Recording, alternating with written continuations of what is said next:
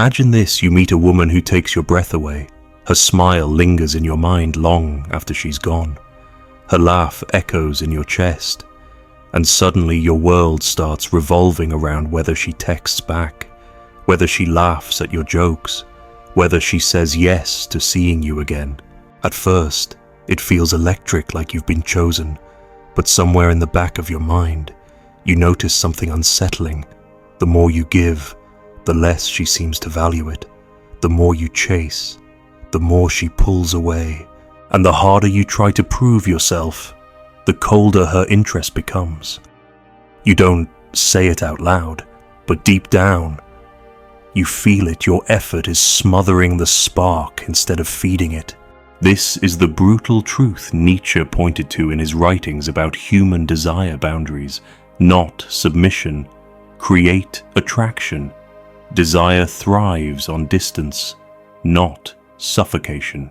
What makes a man magnetic isn't how much he pours out, but how much of himself he refuses to hand over. Yet most men don't see it until it's too late. They think love is proved by sacrifice, that interest is maintained by endless availability. They forget that every time you erase your boundaries to please her, you erase the very thing that made you attractive to her in the first place. Think about the last time you answered her message instantly, even when you were in the middle of something important. You thought you were being attentive, but what you really showed her was that your time, your focus, your mission, none of it outweighs her fleeting text.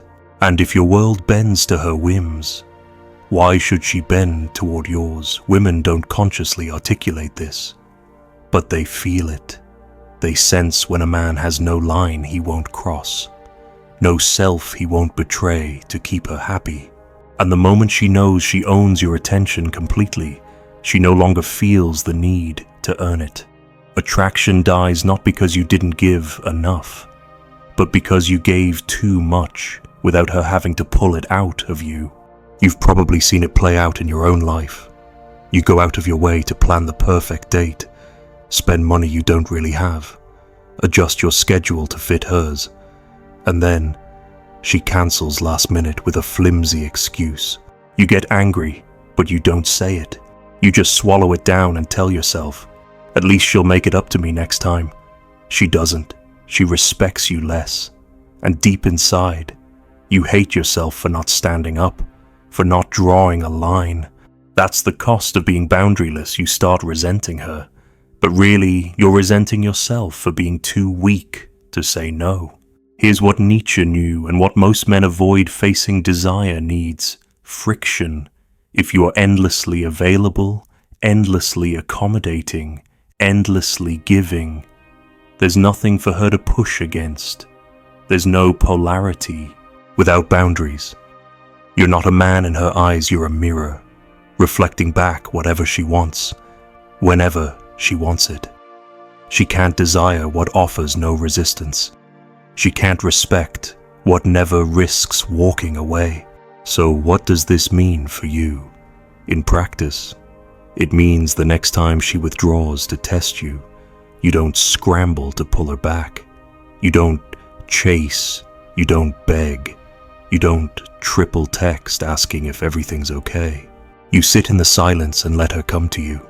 That silence is your boundary. That silence says, I will not collapse into nothing just because you step back. I exist with or without your attention. That is power. It means when she cancels last minute, you don't say, it's fine. Whenever you're free, you say, that doesn't work for me. Let me know when you can commit. You don't punish her, but you don't reward disrespect either. That is a boundary. That is how you teach her, without saying a word, that your time matters. It means when she pushes for more of your energy, more of your money, more of your attention than feels right, you don't rationalize it away.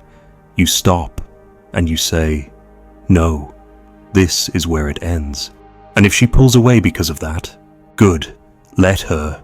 Because if she only wanted the parts of you she could consume, then losing her isn't a loss, it's liberation. Every man has to learn this the hard way.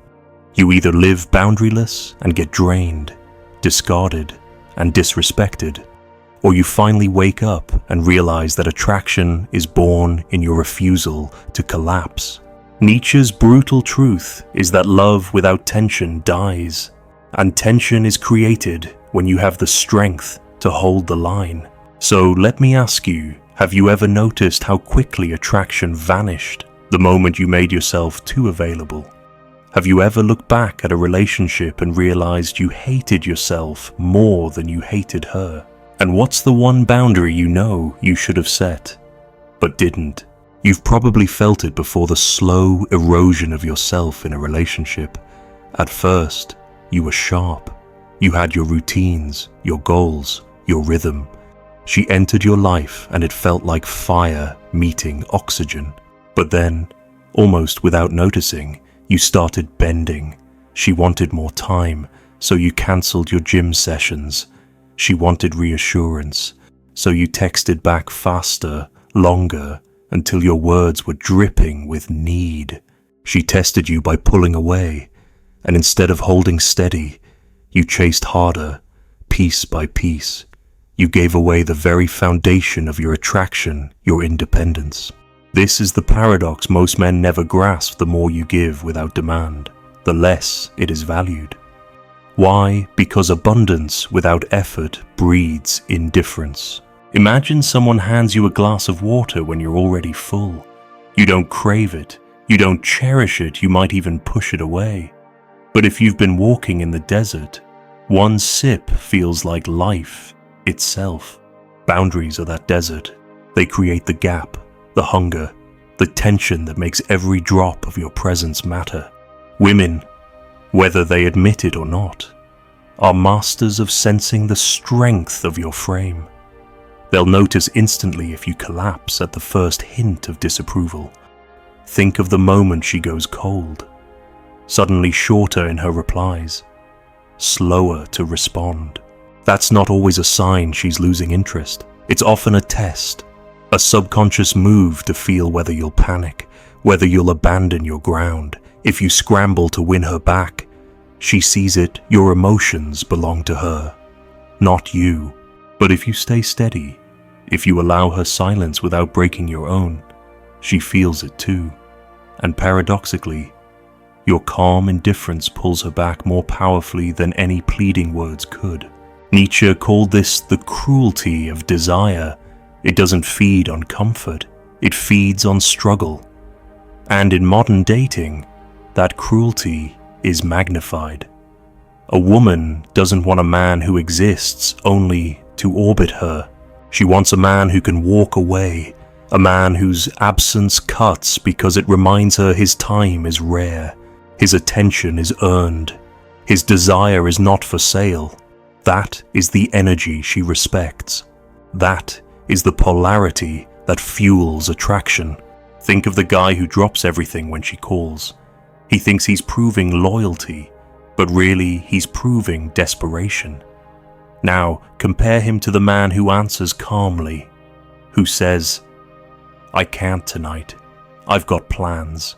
Even if those plans are just training, building, reading, or grinding at his mission, that man is untouchable. He's not rude, he's rooted.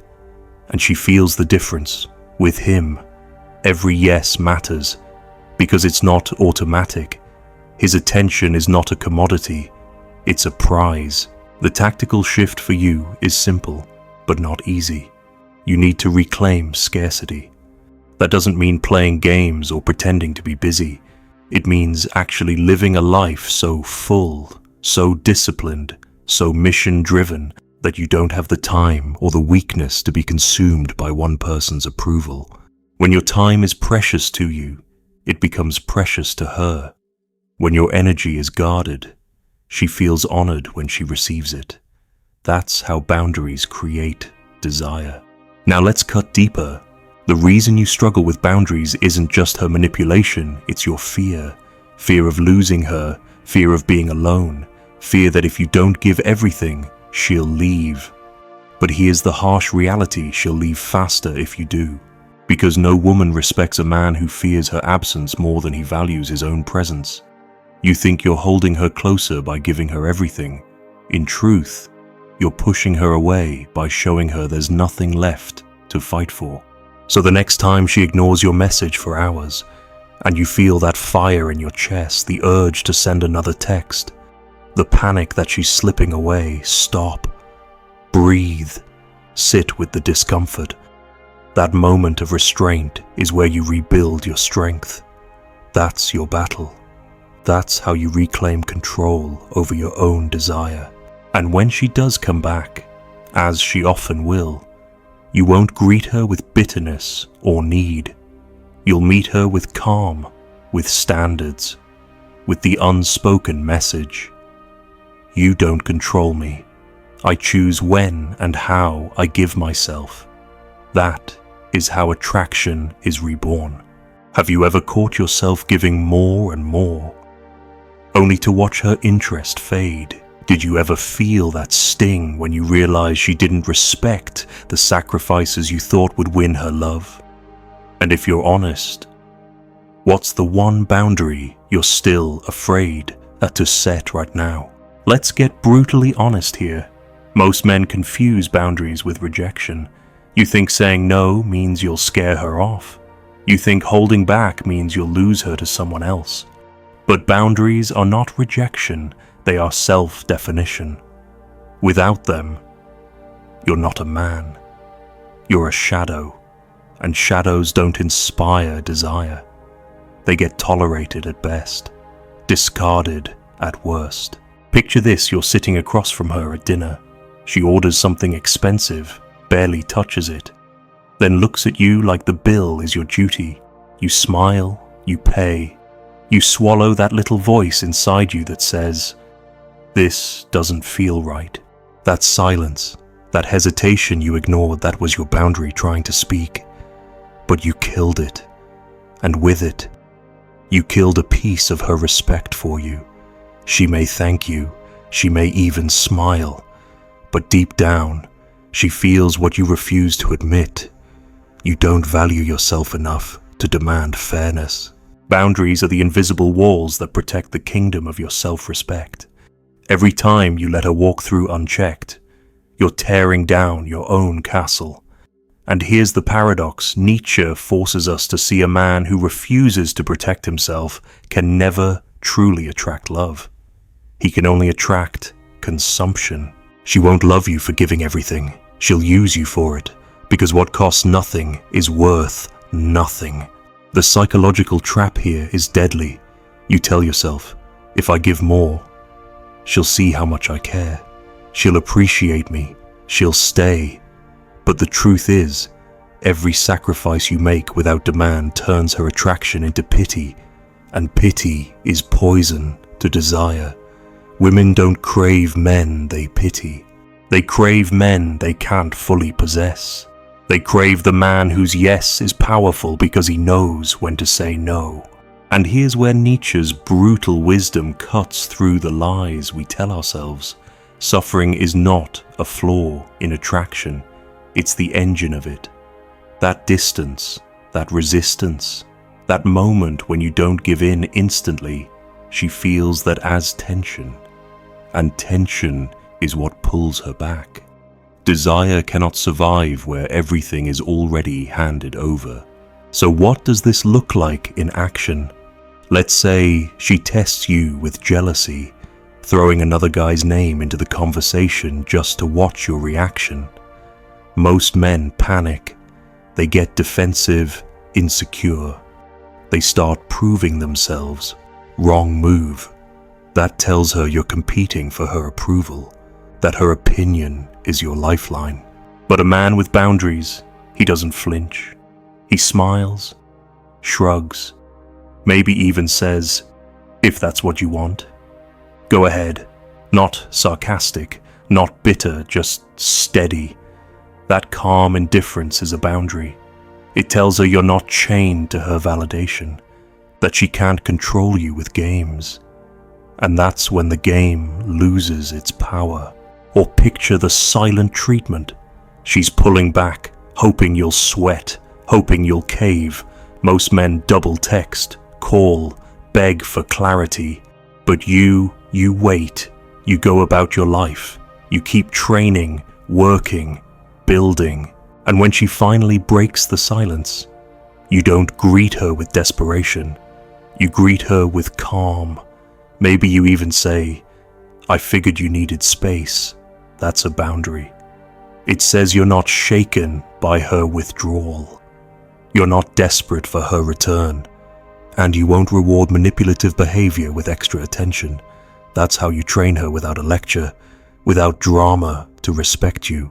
The hardest part is this: boundaries demand the courage to lose her, and that's why most men fail. You're terrified that if you say no, she'll walk. And maybe she will. But here's the truth you need to swallow if she only stayed because you had no boundaries. You never had her anyway. Better to lose her than to lose yourself. Better to stand alone with self-respect than to be adored for a self that isn't even real. The moment you accept that, you become free. Free from manipulation. Free from the endless cycle of over-giving and under-receiving. Free from the fear that her absence will destroy you. Nietzsche would tell you that fear is exactly what you must overcome. Only then can you stand as a man whose presence is magnetic, not because he chases, but because he refuses to collapse. So I'll ask you, have you ever noticed how her tests got harsher the more you gave in? Have you ever realized that the more you feared losing her, the more she lost interest in you? And deep down, what's the one thing you're afraid to lose if you finally draw the line? There's a moment every man has to face, the breaking point. The place where you finally realize that giving more won't save you. That bending further won't win her back. That proving your worth only proves you don't believe you have any. And if you're honest, you've probably been there, sitting awake at 2 a.m., staring at your phone, drafting and deleting messages, hoping she'll respond. You tell yourself, if I just explain myself one more time, if I just show her how much I care, she'll see it. But she doesn't. And the more you chase, the more she slips away. That is the cruel logic of attraction. It doesn't bow to effort. It bows to strength. Nietzsche would call this the cruelty of truth, the very thing you're afraid to do, holding back. Saying no, risking her walking away, is the only thing that would have kept her close in the first place. Because boundaries don't repel desire, they intensify it.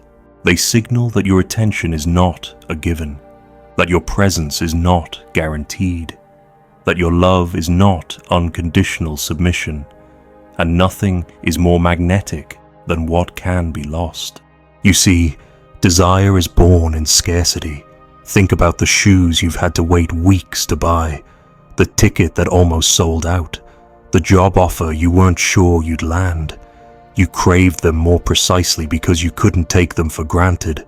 Now translate that to relationships. If she knows you'll always answer, always forgive, always sacrifice, where's the scarcity? Where's the tension without it? She feels safe, but she doesn't feel alive. And eventually, safety without desire turns into boredom, then contempt. This is why boundaries are not just protection for you, they are oxygen for her attraction. When you refuse to cancel your plans just to see her, you're not being selfish, you're feeding her desire.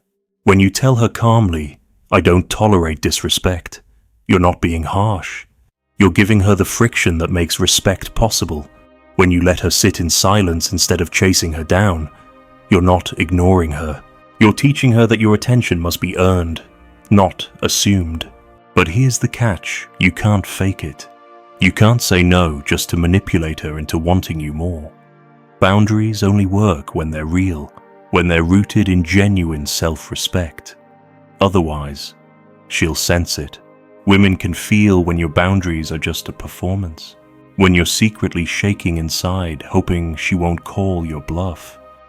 True boundaries come from detachment from the deep knowledge that you can lose her and still stand strong. This is where the transformation happens, because once you stop fearing her absence, you finally become present. You stop trying to control how she feels about you, and you start controlling what you'll tolerate, what you'll give, what you'll protect. And in that shift, you reclaim something far more valuable than her approval. You reclaim your dignity. Tactically, this means you need to audit your life right now. Where are you over-giving? Where are you betraying yourself just to keep her close? Maybe it's money paying for everything while she invests nothing. Maybe it's time dropping your work, your training, your mission, just to sit around waiting for her. Maybe it's emotional energy constantly soothing her moods while ignoring your own. Every place you erase yourself is a place she loses attraction. Every place you draw a line is a place desire is reborn. And yes, she may resist it at first. She may accuse you of being cold, distant, selfish. But watch closely. If she truly values you, her respect will deepen. Her attraction will sharpen. She'll feel a pull she can't quite explain, the pull of a man who doesn't bow to her whims. And if she doesn't value you, if she leaves the moment you stop overgiving, then she was never there for you in the first place. You didn't lose her, you exposed her. That's Nietzsche's brutal gift, the clarity that suffering is part of desire, and boundaries are the price of respect. To live without them is to die slowly in resentment. To hold them is to risk loss, but gain yourself. And the man who has himself can never truly be broken. So think back, what's the one time you let her walk over you, and you knew it in your gut? What would have happened if you had stood firm, even at the risk of losing her and right now, in your current life? What's the single boundary you know you must set if you want to be respected? Again, here's the part no one tells you when you finally build real boundaries. You won't just change how women see you. You'll change how you see yourself. Because boundaries are not about controlling her behavior. They're about proving to yourself that you can stand alone, that you can hold the line, that you can face loss without losing your core. And that is what makes you untouchable. Think of the man who never says no. He's always available, always bending, always adjusting. Outwardly, it looks like generosity, but beneath the surface, it's fear. Fear of rejection, fear of being unloved, fear of standing on his own. And that fear leaks into everything he does, his texts, his tone, his body language. She feels it. She may not be able to put it into words, but she feels it. This man is not strong enough to protect himself. So how can he ever protect me? Desire dies in that realization. Now picture the opposite. A man who looks her in the eye and calmly says, "No, I'm not okay with that." A man who can miss a call, who can walk away from a date, who can sit in silence without crumbling. That man doesn't radiate fear. He radiates weight, gravity. She feels it instantly that she is dealing with someone who will not betray himself just to keep her. And that is rare. That is magnetic. Nietzsche's harsh truth is this: attraction isn't about pleasing her. It's about revealing your strength by refusing to be consumed. Women don't fall for the man who gives everything. They fall for the man who withholds just enough to remain mysterious, just enough to remain untamed, just enough to remind her that she doesn't own him. Boundaries create that untamed edge. They create the fire in her chest when she wonders, will he stay if I push too hard? Will he walk if I cross the line? That uncertainty is not cruelty, it's desire. The cost of not living this way is obvious. You become drained, resentful, invisible. You start snapping at her for things you once tolerated, not because she changed, but because you betrayed yourself for too long. You start blaming her, when the truth is, You trained her to treat you that way by having no boundaries, and the longer you stay in that role, the less of a man you feel. That's why so many men wake up one day, years into a relationship, and realize they don't even recognize themselves. But the reward of living with boundaries is just as clear. You stop chasing, and women start leaning in. You stop explaining, and your silence speaks louder than words. You stop fearing loss, and suddenly you're freer, lighter, more magnetic. Not because you're playing games, but because you've built a life where your worth doesn't hinge on her approval. That's what Nietzsche meant when he said a man must learn to stand in his own fire. Only then can he burn brightly enough to draw others in. Practically, this means you start small. The next time she cancels last minute, don't just shrug it off. Say, calmly, that doesn't work for me. The next time she gives you the silent treatment, don't panic. Match her silence with your own. The next time you feel that urge to over-explain yourself in a text, stop. Delete half of it. Say less. Do less. Hold your ground. These are not just tactics, they're training reps. Every time you practice them, you reinforce to yourself that you don't bend under pressure, and slowly, you'll notice the shift. She'll test you, but her eyes will linger longer. She'll pull back, but return faster. She'll push, but respect you more when you don't collapse. Because deep down, every woman knows a man without boundaries cannot protect her, cannot lead her, cannot command her respect. She may use him, she may tolerate him, but she will never desire him.